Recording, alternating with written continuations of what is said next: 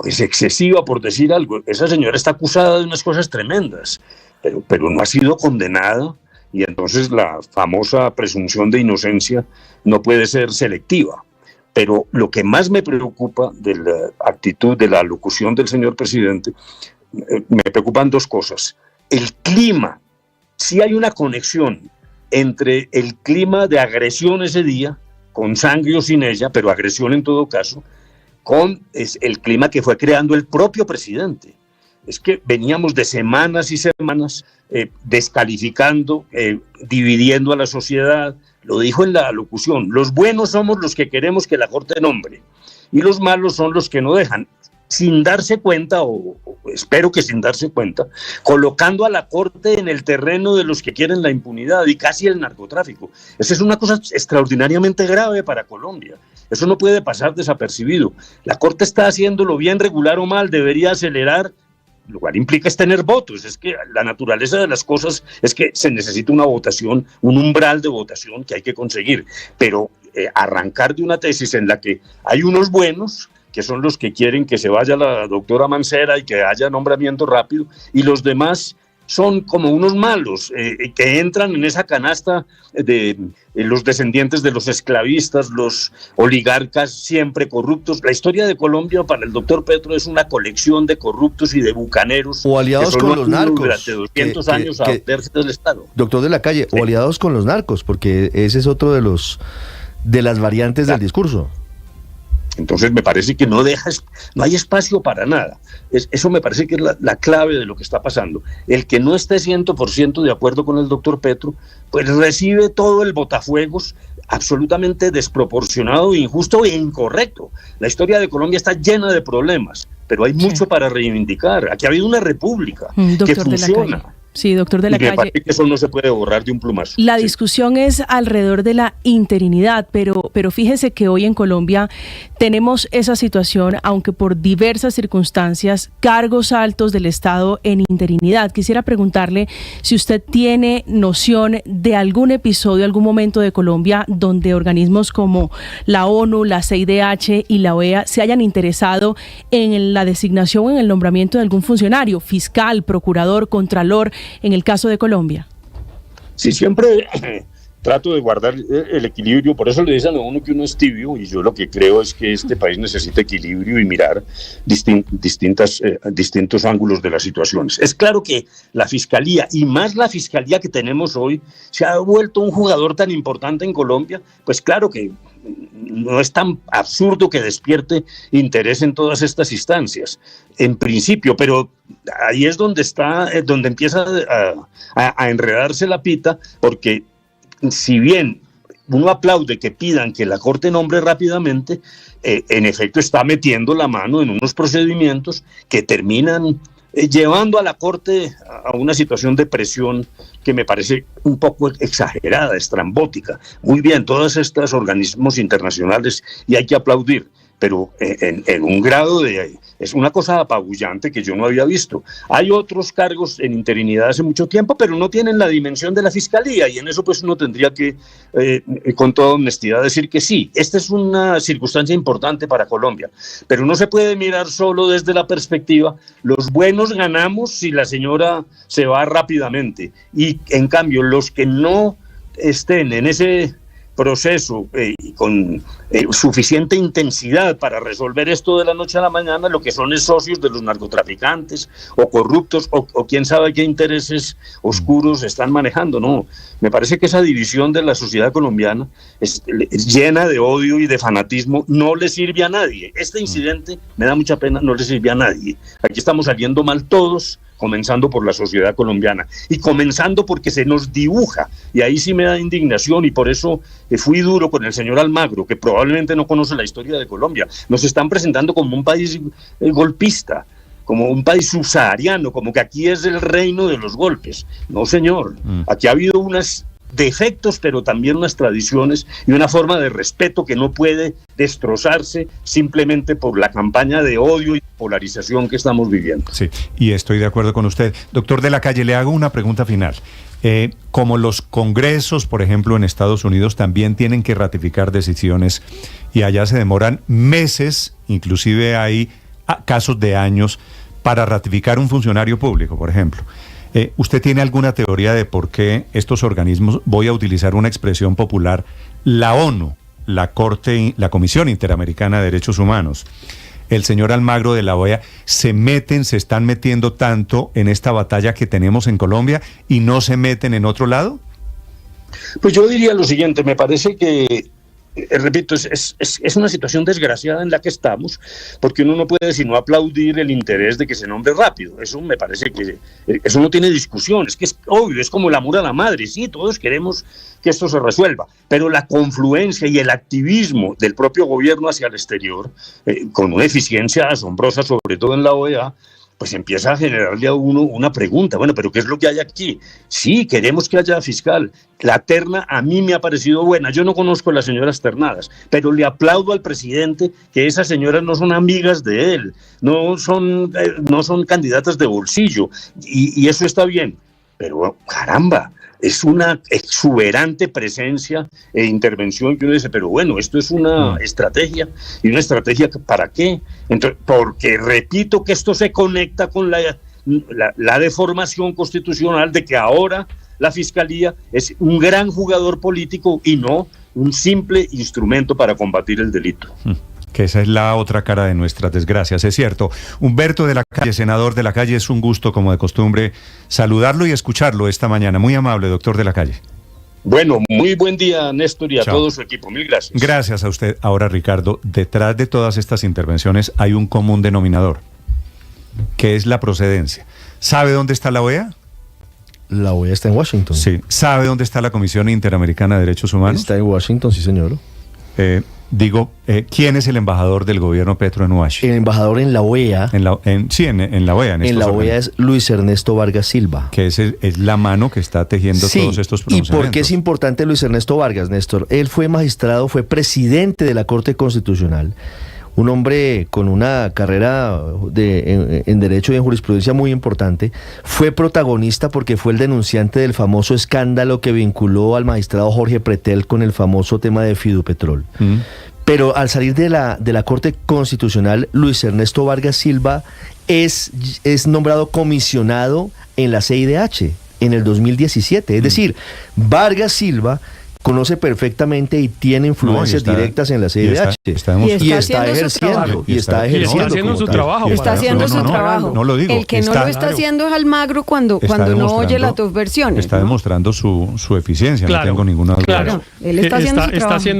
Está haciendo muy bien su trabajo. Y yo creo que hay un asunto con la OEA que me lo hizo ver el doctor de la Calle, porque tuvimos una conversación sobre este tema, que es que la OEA se ha convertido, dice él, en un club de gobiernos. Entonces, en realidad no es, digamos, un organismo internacional independiente, imparcial, que mira a ver cómo se cumple, cómo se mantiene la democracia en el mundo. Y ahora es con Petro, ¿no? Claro. Es un vocero de una especie de junta directiva que él siente que tiene, y entonces cuando uno de los miembros de su junta, que es el gobierno, tiene un reclamo, él hace de vocero del gobierno, y eso le hace perder legitimidad a lo que dice Almagro, no tanto a lo que dice la Comisión Interamericana, porque lo que dice la Comisión Interamericana es un poco distinto, y la Comisión tiene también, digamos, un origen distinto al de Almagro, que es el nombramiento de los gobiernos. Para coadyuvar, como dirían los abogados, la tesis de Héctor.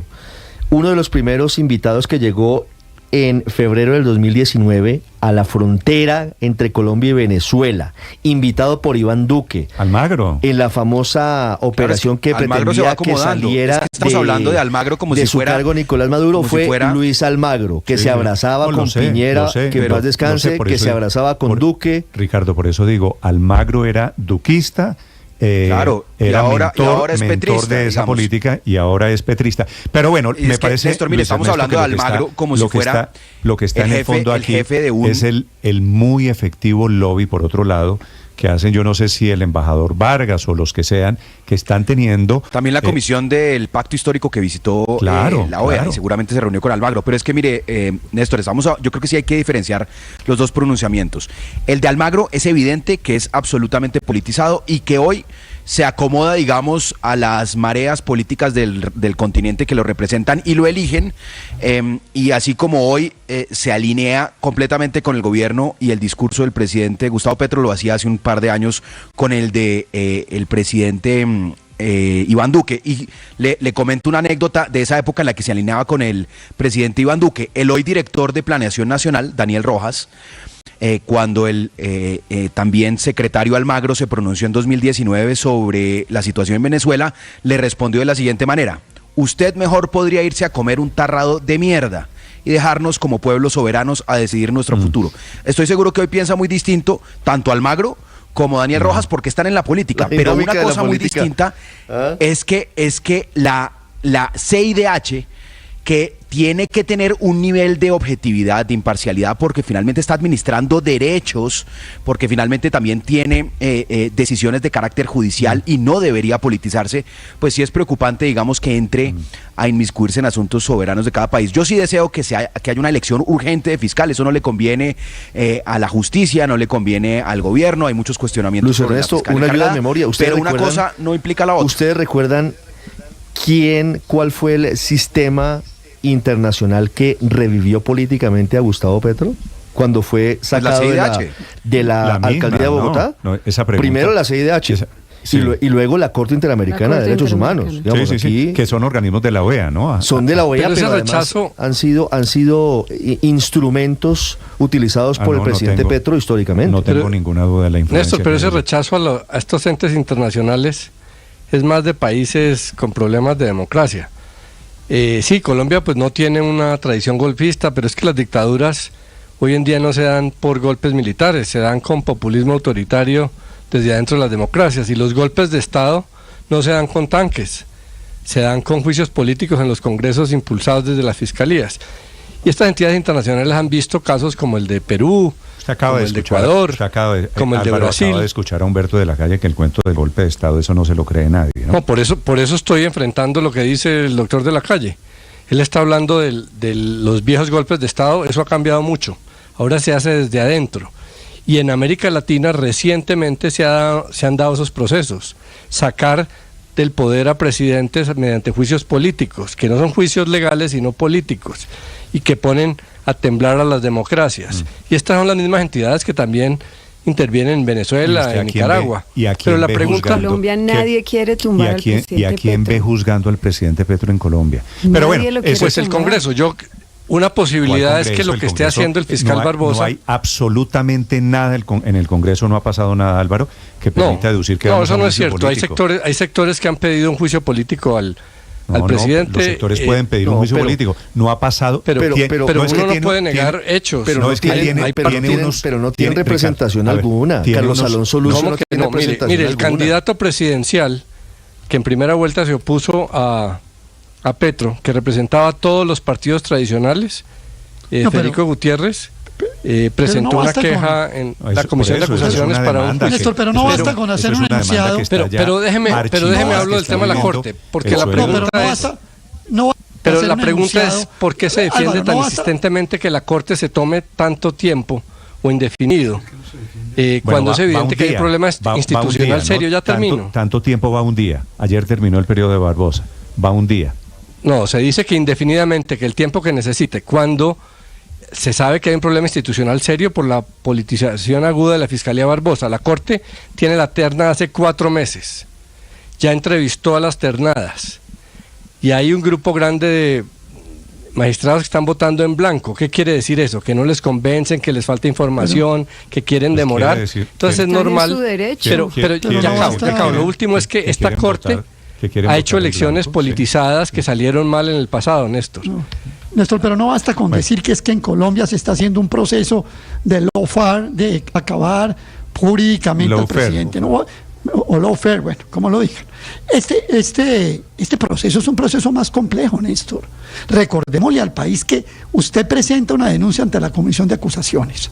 La Comisión de Acusaciones nombra una terna, y esa terna tiene tiempo ilimitado, como el de la Corte para elegir fiscal, para recabar pruebas de distintas fuentes. Después de si algún día recaba las pruebas, reúne a la Comisión de Acusaciones en pleno, y esa Comisión de Acusaciones en pleno, en la que el gobierno hoy tiene una buena votación, decide si lo traslada a una plenaria de la Cámara. Se va a una plenaria de la Cámara y esa plenaria de la Cámara tiene que tener la mayoría de los votos de todos sus integrantes. ¿Sabe para qué? Para llevarla al Senado, donde el Senado, que también puede nombrar una comisión instructora, puede o no nombrarla, la lleva a la plenaria del Senado, donde la mayoría de los votos de todos los integrantes. Yo no veo nada. Usted ve el mecanismo hoy en Colombia montado en un proceso tan absolutamente complejo. Todos los tratadistas de derecho dicen que es un mecanismo absolutamente. Esto no es la misma Perú ni Guatemala. Hombre, dejémonos de echar vainas para que no pase.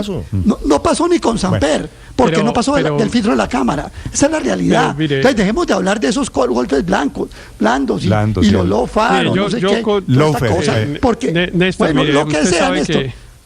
Señor Héctor, la última. Usted sabe que con el doctor de la calle a mí me pasa lo mismo que con María Consuelo, que es que trato siempre de estar de acuerdo con lo que dicen, pero esta vez tengo diferencias y se las hice ver en una conversación que tuve con él el fin de semana sobre este tema, entre otras cosas para mostrarle que el asunto tenía un componente que no me parecía menor, y es que el fiscal general de la Nación estaba amenazando con denunciar al presidente de la República en la Comisión de Acusaciones de la Cámara.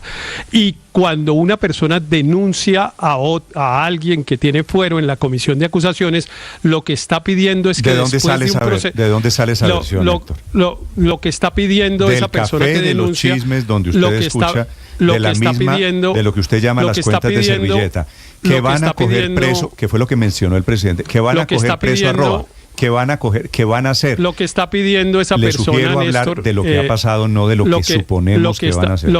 Ya voy a hablar, pero permítame terminar la frase. Lo que está pidiendo esa persona que va y pone una denuncia ante la Comisión de Acusaciones es que esa persona denunciada que tiene fuero la terminen, después del largo procedimiento que relató Aurelio, la terminen sacando de su cargo.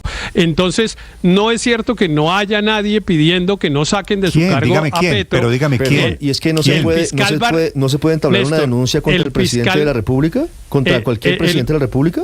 Pues claro, agradecería mucho que me dejaran dar las frases completas. Lo que pasa es que usted está diciendo, Héctor, o sugiriendo básicamente que no se puede entablar ninguna denuncia contra el presidente porque lo que se busca es tumbar al presidente. Pero iba para allá. La denuncia lo que busca es tumbarlo, claro. Cuando uno va y denuncia a una persona que tiene fuero, lo que le está pidiendo al Congreso es que adelante un procedimiento y lo castigue por una conducta que cree que él cometió. Y el resultado final es que lo sacan del cargo. Eso es lo que dice el procedimiento, eso es lo que dice la Constitución. Y a mí lo que me llama la atención de todo esto, y en ese sentido me parece que todo este zaperoco que armó el presidente Petro le terminó resultando bien, porque ha habido en la opinión pública una especie de declaratoria de inmunidad, que es no, a usted nadie lo va a sacar, a usted nunca nada. Entonces, si por ejemplo llegaran a aparecer pruebas de la financiación de la campaña ilegal, entonces al presidente no lo van a sacar. Pues claro que lo van a intentar sacar, porque es que así está diseñada la Constitución, que si el presidente cometió un delito y se le logra probar que cometió el delito, lo sacan del cargo. Ahora todos, me llama la atención, incluido el exfiscal Barbosa, lo declaran inmune. No, señor, contra usted nadie lo pretende tumbar. Es raro, es interesante.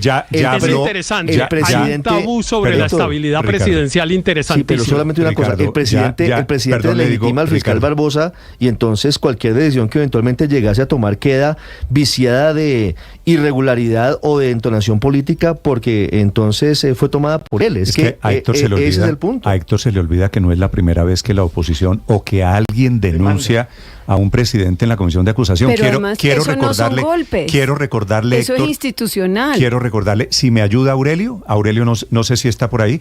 Aurelio, un amigo suyo de la época, eso no es cierto, presentó una denuncia en la Comisión de Acusación contra Álvaro Uribe, siendo presidente de la República, por un delito que se llamaba traición a la patria, o yo estoy equivocado.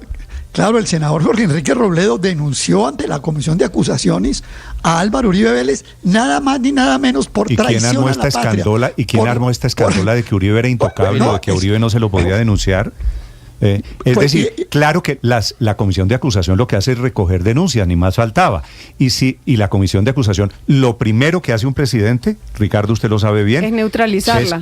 Es hacerse a las mayorías en la comisión de acusación. En la comisión de acusación nada va a pasar. Departamento de mermelada, mire. El cuento de que al presidente Petro lo denunciaron, pues claro que lo pueden denunciar. Ahora, de ahí a decir que producto de una denuncia en la inocua, en la inane comisión de acusación lo van a tumbar, me parece que hay un texto gigante. Iván Duque recibió por lo menos 4 grandes denuncias en la comisión de acusación de la Cámara de Representantes. Una que avanzó incluso a hacer investigación formal por una denuncia radicada por el representante de la Cámara, David Racero, por las declaraciones de Aida Merlano. Otra denuncia contra Iván Duque en la comisión de acusación por el representante Fabián Díaz de la Alianza Verde. Nuestra historia está llena de denuncias. Otra de Roy Barreras, Roosevelt Rodríguez e Iván Cepeda contra Iván Duque. Colegios, ¿no? Y yo no recuerdo, Héctor, que Iván Duque hubiera salido en ese momento a decir, están dándome un golpe blando porque me están denunciando en la comisión de acusación de la Cámara. Les doy una que no sé cómo se les olvida, la más importante. El fiscal general de la Nación, Alfonso Valdivieso, denunció al presidente Ernesto Samper y le pidió al Congreso que lo sancionara, lo castigara y lo sacara de su cargo. Y quiero decirles, para Historia de Colombia, se demoró 2 años y medio ese juicio y no lo sacaron. No pasó nada.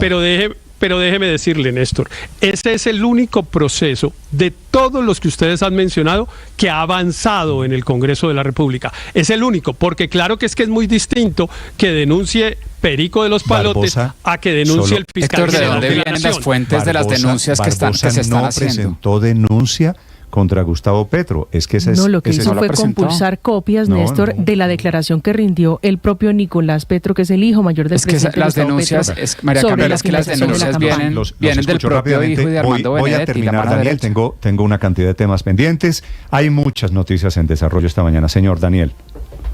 Néstor, esas denuncias, la fuente de esas denuncias provienen de una declaración que dio el hijo de Gustavo Petro y unas grabaciones que se conocieron de Armando Benedetti, mano derecha de Gustavo Petro, hablando con la otra mano, con la izquierda quizás, Laura Sarabia, sobre la entrada de dineros ilícitos del narcotráfico a la campaña de Gustavo Petro. No vienen de un senador de derecha que quiere tumbar a Gustavo Petro, vienen del interior del petrismo más duro, donde se habla de financiación de campaña. Entonces, ¿qué hacemos con eso? No se investigan esas denuncias. Daniel, estamos hablando de la Corte Constitucional, Luis Ernesto, de la Corte Suprema. Como el presidente Petro lo volvió a decir anoche en Bucaramanga, le pregunto a los oyentes si creen que están dando, como dice el presidente, un golpe de Estado. Esa es la expresión que utiliza el presidente anoche. Aquí no hay golpe ni duro ni blando. Si creen que están dando golpe duro, golpe blando, lawfare, si están dando golpe institucional, ruptura institucional. Le hemos puesto diferentes nombres a todo aquí no hay rollo. Ni golpe duro la ni cuenta blando, Blue Radio Com y cuenta Néstor Morales.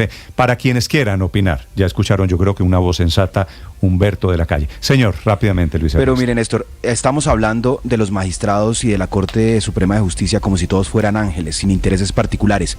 Y las cortes en Colombia quedaron absolutamente politizadas en el momento en que se les dio facultades electorales.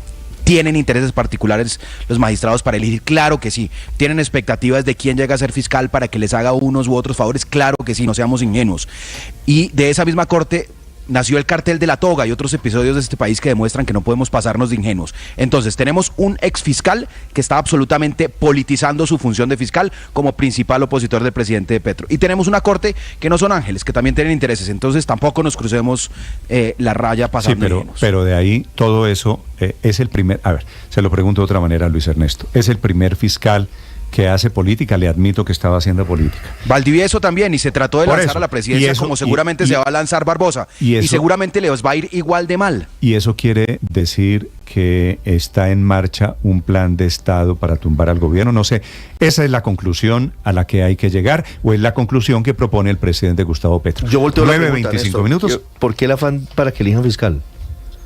¿Cuál es el afán que le inquieta al presidente de la República para que elijan fiscal con prontitud? No tengo esa respuesta. Yo puedo aventurar una respuesta con un hecho que acaba de ocurrir. A ver. La Sala de Instrucción de la Corte Suprema de Justicia, en particular, acaba de ocurrir hoy. Sí, señor, acaba de pasar. El magistrado César Reyes, porque aquí estamos hablando de casos individuales, acaba de enviar de nuevo a la Fiscalía el proceso que él venía adelantando contra Armando Benedetti. al ser nombrado embajador ante la FAO en Roma, ¿y usted cree que Benedetti toda esta pierde la posibilidad de ser investigado por la Corte Suprema y regresa su caso a la Fiscalía? ¿Toda esta vuelta, Ricardo, es por Benedetti? No creo. Pues... ¿O por el hijo del presidente? No sé. Escucho. Hipótesis 926 en Mañanas Blue. Estás escuchando Blue Radio.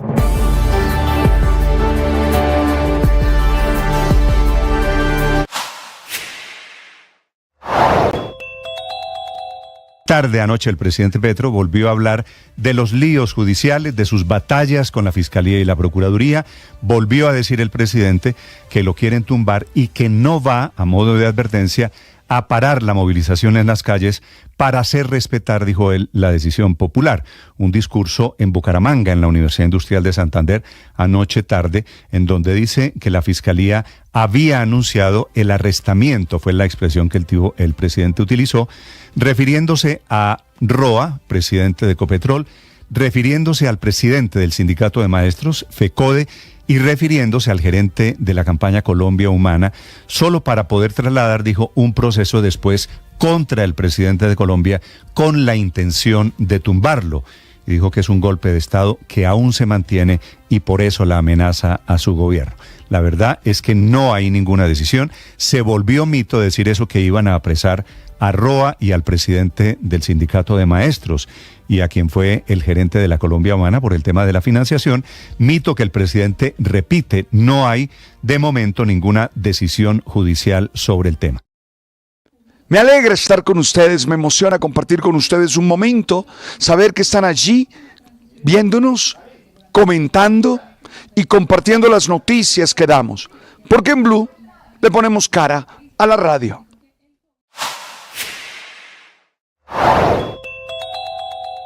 El de anoche fue particularmente un discurso muy duro. Llegó el presidente 5 horas tarde, volvió a criticar a la Corte Suprema de Justicia, dijo que las protestas o movilizaciones no son contra los magistrados, sino exigiendo que haya decencia en las decisiones, que es la palabra, lo de la decencia que el presidente Petro repite una y otra vez. En el discurso también explicó su decisión de modificar el presupuesto de este año, 2024, la gran jugada que tiene de por medio la asignación de recursos, 13 billones de pesos para obras de infraestructura, motivo de la amenaza de parálisis. Y dice el presidente Petro que la inversión pública ha servido para valorizar predios de la gente más rica de Colombia. El presidente en ese plan permanente de dividir, y que funcionarios del gobierno que están en sus cargos desde hace años, desde el gobierno anterior, estaban chantajeando la inversión para educación con la financiación de carreteras, por ejemplo, y mencionó al poblado en Medellín o en el norte de Bogotá, que por eso decidieron cambiar el tema de vigencias futuras.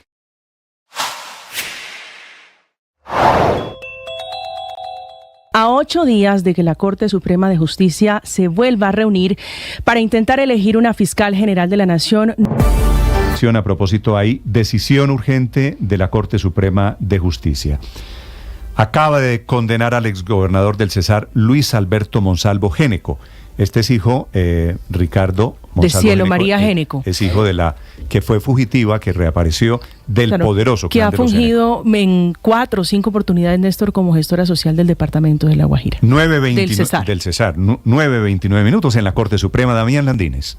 Señor Néstor, muy buenos días. Por los delitos de contratos, incumplimiento de requisitos legales y peculado por apropiación, la Sala de Primera Instancia de la Corte Suprema de Justicia acaba de condenar al exgobernador del Cesar, Luis Alberto Monsalvo Géneco, por las irregularidades en el programa de alimentación escolar. Este proceso tiene relación con un contrato de 17 mil millones de pesos, más de 17 mil millones de pesos, que suscribió en ese entonces la gobernación del Cesar. Eso fue para la época del 2015, con un consorcio y una fundación para prestar esos servicios de alimentación escolar en el Cesar.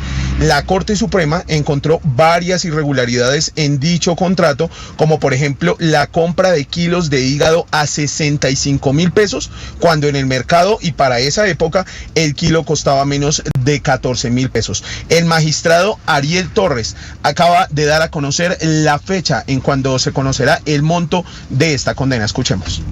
Como quiera que El caso a seguir es proferir la sentencia.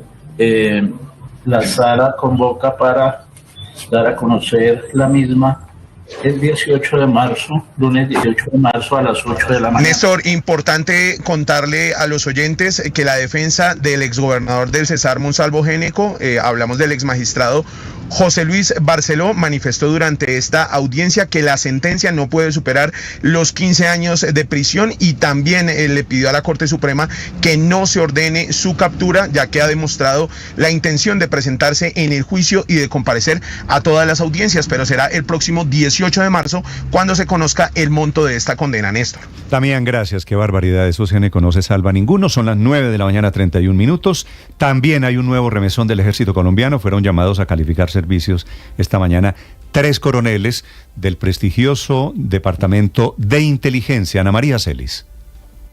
Néstor, buenos días. Pues mire, son 3 coroneles que fueron llamados a calificar servicios, todos expertos en inteligencia militar. El primero es el coronel David Alexander Coca, que realizó curso contra el terrorismo en Estados Unidos, fue segundo comandante de contrainteligencia y es señalado también de hacer parte del seguimiento al profesor de inglés de la esposa del comandante del ejército, el general Luis Ospina. El coronel Diego Uribe también fue comandante del equipo de inteligencia en Medellín de la 4ª Brigada, tiene estudios en inteligencia técnica y humana y en su momento integró el equipo militar que adelantó la operación Bastón, en la que salieron más de 30 generales del ejército, y también sale uno de los oficiales con más experiencia en inteligencia militar. Se trata del coronel Fabián González Clavijo, quien es conocido por su habilidad en operaciones contra objetivos de alto valor. La razón, según la institución de la salida de estos oficiales, es que sería porque tienen un tiempo de servicio superior a los 20 años, por lo tanto fueron llamados a calificar servicio, Néstor.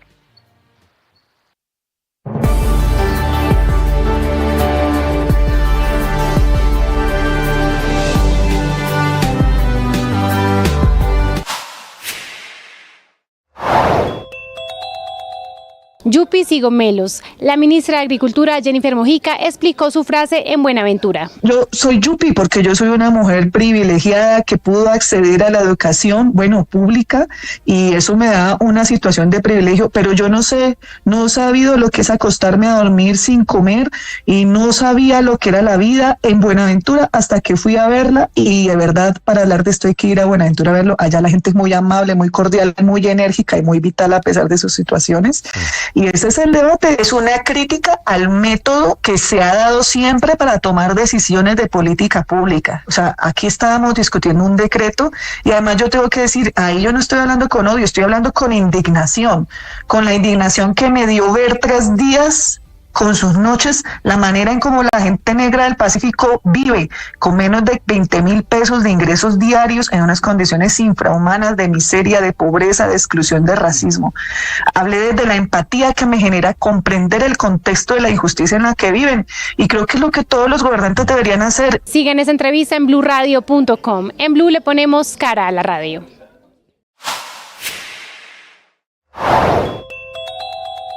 Hombres armados llegaron a la medianoche en motocicletas hasta la cabecera del municipio de Ansermanuevo, en el norte del departamento del Valle, y allí atacaron a disparos a un grupo de personas que se encontraba en una taberna del municipio. El ataque dejó 3 muertos, 2 mujeres y un hombre. También resultaron heridas 3 personas que fueron atendidas en un hospital de la región. En la reacción, la policía capturó a 2 hombres que harían parte de la banda de sicarios. Según la policía, este ataque armado es consecuencia de una disputa entre bandas dedicadas al tráfico de drogas en el norte del Valle del Cauca, la banda Los Flacos, que delinque en Cartago, y la banda Nueva Generación, que delinque en el municipio de Ansermanuevo.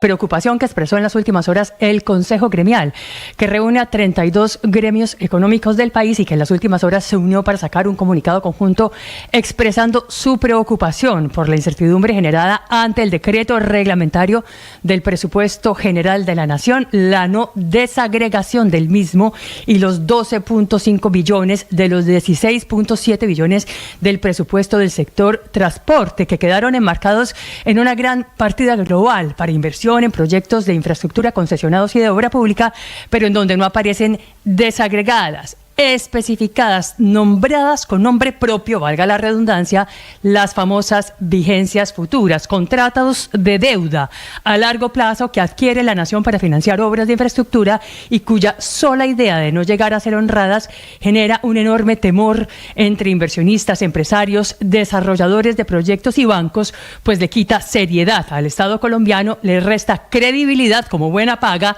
y afecta la calificación crediticia del país.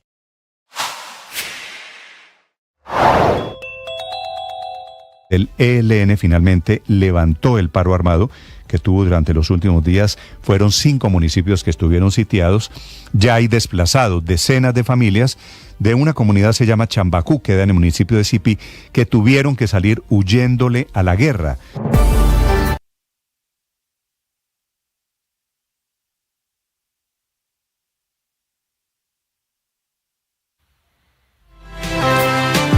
De la mañana, 37 minutos. Confianza con el enorme impacto económico que generan las cesantías. Hoy vence el plazo para que todos los empleadores consignen las cesantías a sus trabajadores, que equivalen a un salario mensual por el año trabajado. Si el salario de alguno de nuestros oyentes, por ejemplo, es de 2 millones de pesos al mes, eso será lo que recibirá en cesantías, 2 millones de pesos. Pero si la persona lleva más poquito en la empresa, no lleva el año completo, de todas formas, le pagan cesantías de manera proporcional al tiempo laborado.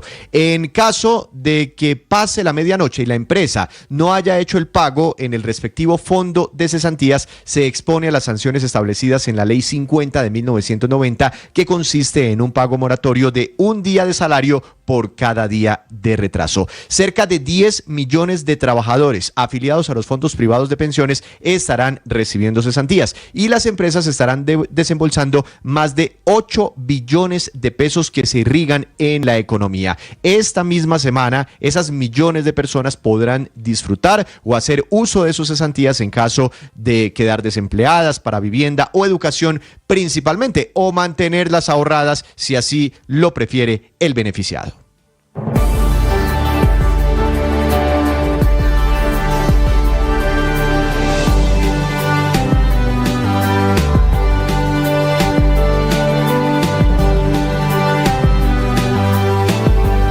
...9:38, día de San Valentín y fecha importantísima para los floricultores colombianos, con 650 millones de tallos enviados para esta celebración mediante 40 vuelos diarios durante las últimas 3 semanas, dando cuenta del 15% de las exportaciones en todo un año del país en materia de flores, principalmente rosas, pero también clavelas, astromelias, hortensias, girasoles, lirios, crisántemos y un total de 60 especies y 1.600 variedades de flores certificadas para la venta en el exterior. Flores que después del café son el principal producto de exportación agrícola, con un área sembrada de 8.900 hectáreas, 110.000 empleos que empujan esta industria y 27.000 adicionales para esta celebración de hoy, miércoles 14 de febrero y Día de los Enamorados en el mundo anglosajón.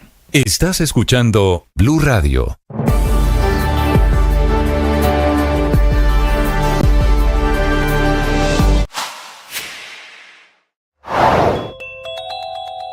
Sobre la decisión de la Corte Constitucional en el atentado del Club El Nogal, habla el apoderado Mauricio González. La Corte Constitucional, al dejar sin efecto la sentencia de la Sala de Casación Civil de la Corte Suprema y a la vez del Tribunal Superior de Bogotá, que había declarado la responsabilidad patrimonial del Club El Nogal, lo que hace en últimas es decir que el Club El Nogal no es responsable civilmente de los daños ocasionados por el atentado del carrobomba del Club El Nogal en esta fecha de febrero de 2013. En primer lugar, el Club El Nogal fue víctima, fue el blanco contra el cual se dirigió el atentado, evidentemente, y no dejaba de ser paradójico que la víctima se convirtiera en responsable en solidaridad o en responsabilidad de tipo solidario con el victimario.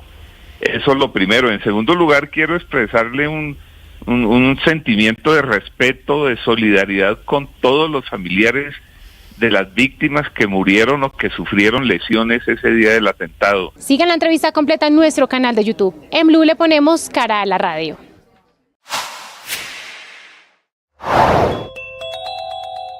Estamos a punto de volver a los debates de la reforma a la salud en el Congreso de la República y en ese contexto es que el ministro de Salud, Guillermo Alfonso Jaramillo, anuncia que antes de que termine este mes de febrero se pagarán las deudas con las EPS.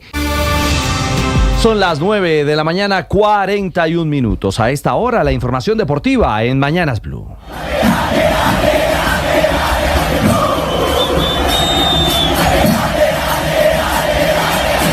Y fue fiesta del Rojo Cardenal por la sufrida victoria 1-0 de Santa Fe contra Deportivo Cali en el Campín.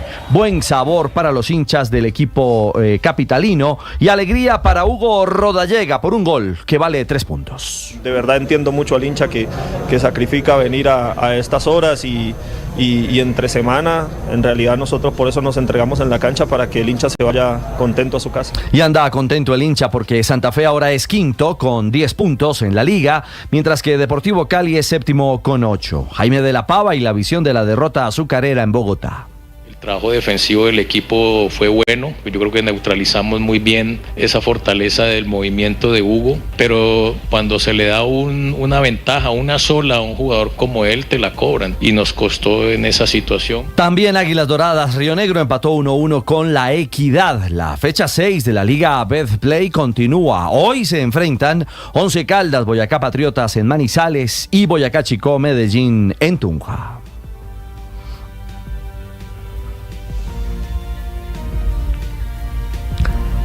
Tampoco para la Champions. Hoy el turno es para el Paris Saint-Germain, que abre los octavos de final en París, recibiendo a la Real Sociedad. Los elogios de Luis Enrique al técnico rival.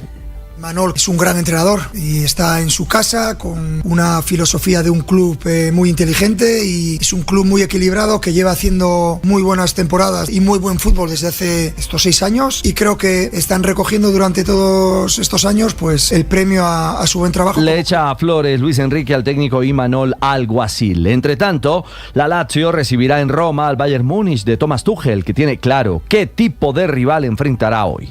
Nein, wir werden nicht über die Schwächen sprechen, schon gar nicht öffentlich. Es un equipo muy disciplinado, muy fuerte, muy homogéneo y muy claro en sus procesos. La Lazio es un conjunto intenso en su presión y fuerte en su defensa. Mantienen las líneas muy coordinadas y son difíciles de superar. Este será un partido emotivo para los aficionados y ellos intentarán utilizarlo como una ventaja. Estamos preparados para ello. Lindos duelos en la Champions. Nos vamos a Inglaterra con un golazo que consagra a un colombiano. Here's Yasser Asprilla, the Colombian substitute who came on just a few moments ago, trying to make an impact on the game, and he shoots from distance. That is a brilliant goal. Yasser Asprilla for Watford. Sí, fue Yasser Asprilla quien marcó de media distancia su mejor gol vistiendo la camiseta del Watford. La anotación sirvió para el 2-2 parcial frente al Norwich City, que al final superó 4-2 al Watford por la Championship. Para Yasser fue este su quinto gol en 30 partidos, 15 como titular y terminó con calificación de 7.5, el segundo mejor valorado en el juego por esta jornada de la segunda división del fútbol inglés. Y de Inglaterra a Brasil, donde el tema James Rodríguez se enrarece. La voz de Neto, leyenda del Sao Paulo, desnudó la ruptura total del 10 colombiano con los paulistas en las últimas horas. O maior mico da história do São Paulo. Em termos de contratação, foi esse jogadorzinho medíocre. James es el mayor error en la historia del Sao Paulo en materia de contrataciones. Es un jugador mediocre, que hizo una buena Copa del Mundo y todas las personas dicen que es un crack. Si miro lo que jugó James y lo comparas conmigo, es un insulto al fútbol brasileño. No me limpia las botas, tampoco las de Yalmiña, ni las de Alex, ni las de Zenón, ni las de Pita. Es una vergüenza que haya vestido la camisa de uno de los mejores equipos del mundo. Bueno, Neto acabó con James, de quien hoy hay un nuevo capítulo. Dice la prensa brasilera, podría terminar demandando al equipo paulista. El club le da libertad sin darle un peso, bueno, o $1 más, y James reclama $2 millones por concepto de salarios y derechos de imagen. Esta novela James Sao Paulo parece tendrá nuevos capítulos en la ruta a su fin. Y hoy no pudo comenzar la Vuelta a Andalucía Ruta del Sol. La etapa 1 fue cancelada. ¿Cuáles fueron las razones? Enrique Rodríguez en España. ¿Qué tal, Ricardo? Buenos días. Pues las razones han tenido que ver de manera indirecta con el paro de camioneros, de agricultores y transportistas que se está viviendo en España. Esos paros están afectando esta mañana, por ejemplo, a la localidad de Sevilla, a la frontera entre España y Francia por la Comunidad de Cataluña, pero han provocado que la ausencia de agentes del orden, de guardias civiles para esa carrera, impidiese su salida. Lo explicaba Joaquín Cuevas, que es el director de la Vuelta a Andalucía. El motivo de la suspensión es la falta de cobertura, falta de efectivos de la Guardia Civil, que han tenido que marchar a sus distintos destacamentos. Llevamos 100 efectivos y dan cobertura a la Guardia Civil Rural al paso de la carrera y no pueden garantizar ese paso. ¿Qué vamos a hacer? Pues bueno, reunirnos ahora mismo con el jurado técnico, miembros de organización y equipos para darle forma a ver qué es lo que va a suceder en próximos días. Esa reunión debía haber comenzado hace 46 minutos, a las 3 de la tarde, hora peninsular española. No sabemos nada de lo que allí se ha decidido y la Vuelta a Andalucía es una de esas carreras clásicas que transcurren entre las grandes carreras del calendario y suelen tener una cierta reputación. Sin embargo, como digo, hoy no ha podido comenzar y no está claro que vaya a poder continuar su recorrido, Ricardo. Una verdadera lástima, Enrique. En esta competencia está programada la actuación del colombiano Santiago Buitrago, el bogotano del Bahrein, al igual que Santiago Umba, para debutar con el Astana. Hoy fue el turno para la escudería Mercedes. El equipo británico lanzó su W15, el último monoplaza de Lewis Hamilton como piloto de la escudería junto a George Russell en el circuito de Silverstone. Obviamente ha sido una experiencia emotiva estar acá, dado que llegué al equipo en 2013 y ahora estoy en mi año número 12 con Mercedes. Es todo un privilegio poder ver el carro completamente ensamblado y creo que es la parte más emocionante de la temporada. Esta es la primera vez que veo el vehículo todo en conjunto y es apasionante conocer todo lo que hay debajo de la carrocería, lo cual la gente no logra ver, pero George y yo vamos a disfrutar en la pista. Bueno, el principio del fin de Hamilton, la joya de Mercedes. Las nuevas flechas plateadas están listas para rodar en Bahrein dentro de 2 semanas en el inicio de la temporada de la Fórmula 1 que pinta electrizante para 2024. 9:47, los deportes a esta hora en Mañanas Blue. Estás escuchando Blue Radio.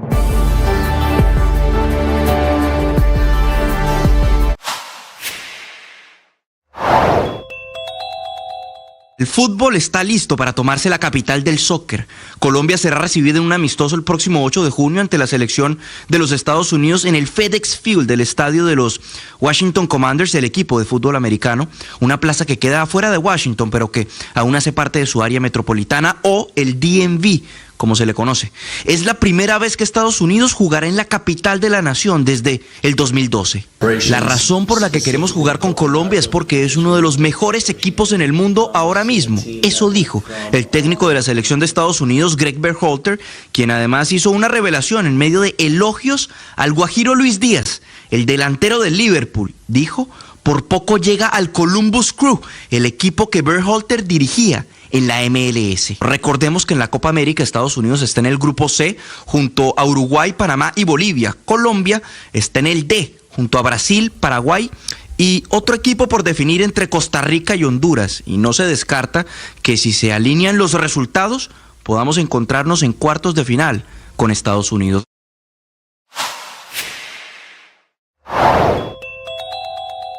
No está funcionando el mecanismo de monitoreo y verificación de ese proceso de paz entre el gobierno y el ELN. Evidentemente, llegan tarde las quejas y no se conoce ninguna resolución. Por eso, son interesantes las voces como la del gobernador de Nariño, Luis Alfonso Escobar, que está proponiéndole al gobierno... 9 de la mañana, 49 minutos. Desde hace casi 4 horas hay un tremendo trancón en la vía entre Cali y Candelaria, en el puente de Juanchito, que a propósito sigue a medio construir. Hugo Mario, ¿cuál es el motivo del trancón a esta hora? Ricardo, decenas de vehículos permanecen al lado y lado del puente de Juanchito hace más de 3 horas y media intentando desplazarse por la vía Cali-Candelaria por un camión varado. La movilidad por esta carretera colapsó y hasta ahora agentes de tránsito están dando paso muy lentamente a las personas que no han podido llegar hoy a sus lugares de estudio, trabajo o a cumplir con otras diligencias, como por ejemplo citas médicas. El secretario de Movilidad de Cali, Wilmer Tavares, presenta un balance de lo que está pasando en el sector. hicimos las maniobras desde la parte operativa de operación, de poder movilizar tanto para un lado como para el otro, la regulación manual. Sin embargo, la cantidad de vehículos en horas pico desborda la capacidad de ese puente. En el sector de Juanchito se está construyendo, como usted lo decía, Ricardo, un nuevo puente para evitar este tipo de problemas de movilidad. La obra ha tenido retrasos y sobrecostos. La gobernadora del Valle dice que va a terminar el nuevo puente, aunque no se comprometió con una fecha para la entrega del mismo. ¿Cuánto lleva el retraso de esa obra, Hugo Mario? Pues más de 3 años y medio, Ricardo. Se han hecho 16 anuncios de entrega del puente y hasta ahora no ha entrado en servicio a la comunidad. Increíble, a la colombiana, el puente de Juanchito. 9:51, hay comunicado del Clan del Golfo sobre el paro armado del ELN en Chocó. Héctor.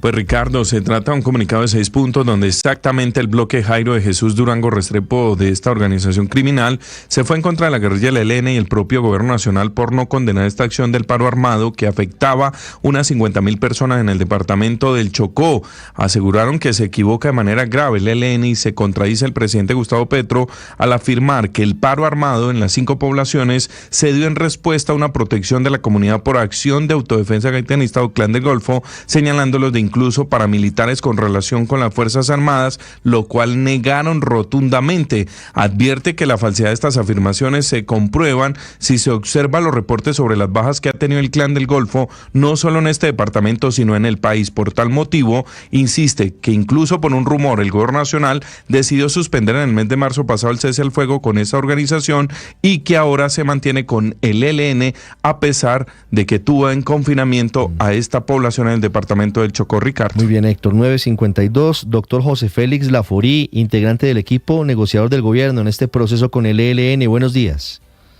Hola, Ricardo. Buenos días. Doctor Laforí, ¿tienen ustedes algún reporte que les confirme que el paro armado terminó? Pues a ver, es lo que oficialmente se ha dicho, ¿no? La gobernadora del departamento del Chocó ha estado muy activa,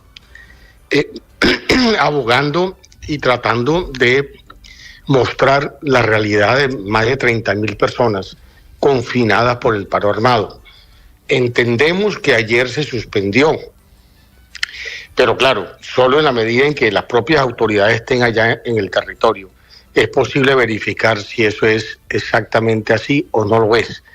Pero de todas maneras yo sí creo que es una situación que merece la mayor atención, porque los acuerdos firmados, si bien no establecen la prohibición expresa durante el cese al fuego que se elabora en un acuerdo muy técnico con protocolos de acciones prohibidas, el caso del paro armado no se ha considerado. Sin embargo, lo digo con toda claridad, hostigar, hostilizar, afectar a la población, que es el propósito del cese, me parece que es un error político, especialmente del ELN, al margen de las consecuencias que tiene para la población que vive en esos 5 municipios. Doctor Laforí, ¿este paro armado en su concepto es una violación al cese del fuego? No, lo acabo de decir. Es que el cese al fuego tiene un protocolo donde claramente precisa qué tipo de acciones son prohibidas. Los ceses al fuego son documentos muy rigurosos desde el punto de vista militar. Y en consecuencia, esa particularidad no había quedado recogida en las acciones prohibidas. Ahora bien, repito, que no esté no significa que en el contexto del cese al fuego, que el gobierno lo firma con un grupo armado ilegal, es precisamente para darle respiro a las poblaciones que han estado asediadas por la violencia.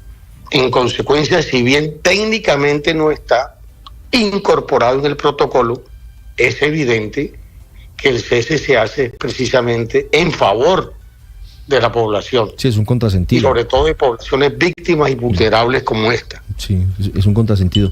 Doctor Laforí, no sé si tuvo la oportunidad de leer el comunicado del COSE, del ELN, del Comando Central y un mensaje en redes sociales de Antonio García, en donde terminan justificando el paro armado en Chocó diciendo que lo hacen de manera cínica, lo dicen por supuesto, que lo hacen para defender a la población de un contubernio que ellos denuncian, un supuesto contubernio entre la fuerza pública y el Clan del Golfo. ¿Qué opinión le merece ese argumento del ELN para justificar el paro armado?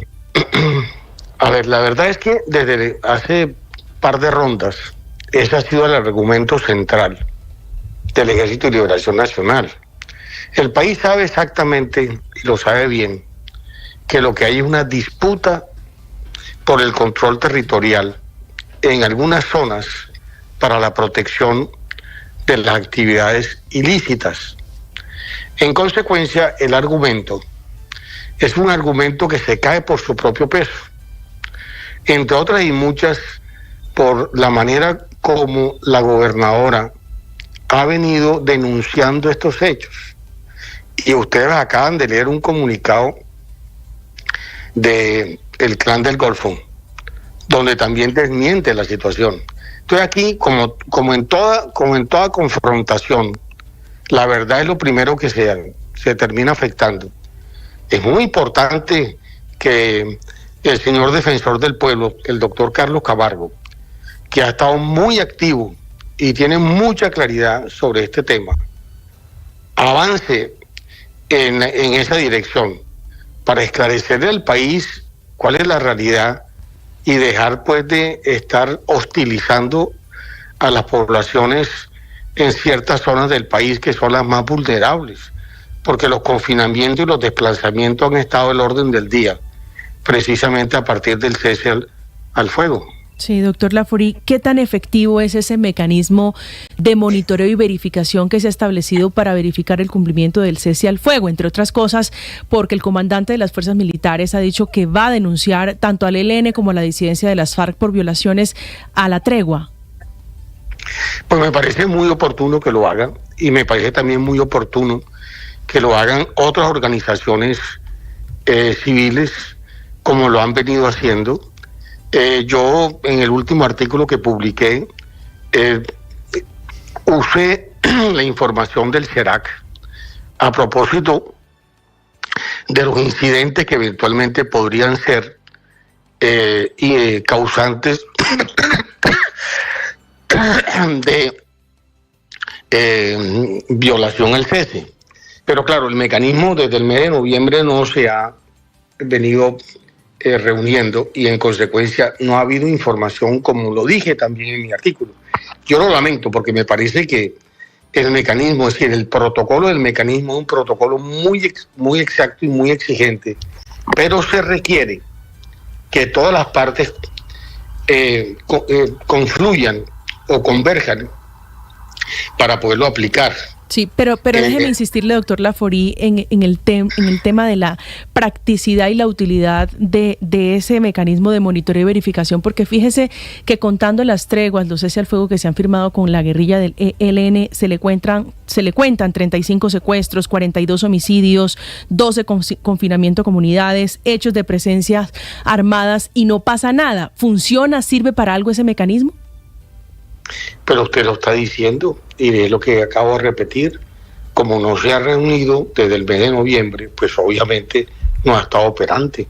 Yo aspiro también como delegado, pero como ciudadano, que a partir de este cese opere, y opere con la convergencia o con la participación activa de las partes que lo integran. No olvide que una de las partes que lo integran también es el ELN, la otra la Iglesia, la otra Naciones Unidas, que es el vocero autorizado para poder definir o para poder informar lo que finalmente evalúa el mecanismo.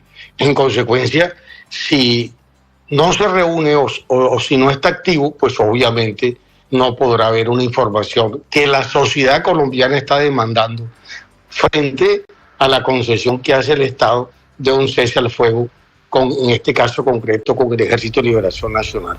Las 10 en punto. Es José Félix Laforí, el presidente de Fedegan, pero que habla con nosotros en calidad de integrante del equipo negociador del gobierno para los diálogos de paz con el ELN. Doctor Laforí, muchas gracias y seguimos pendientes de este proceso de paz. A ustedes, buen día.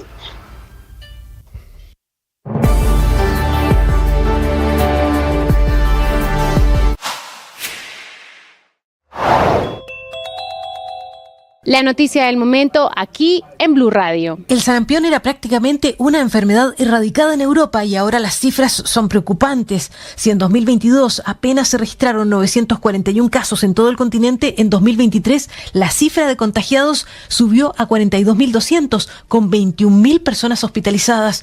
La OMS está preocupada porque cree que esto se debe a que se vacunó menos niños contra el sarampión durante la pandemia de COVID, ya sea porque los padres no querían llevar a los bebés a los hospitales para la primera dosis, ni al jardín de infantes donde se pone la segunda.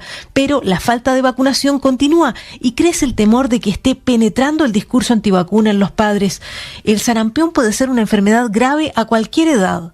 A menudo comienza con fiebre alta y sarpullido, que normalmente desaparece en 10 días, pero las complicaciones pueden incluir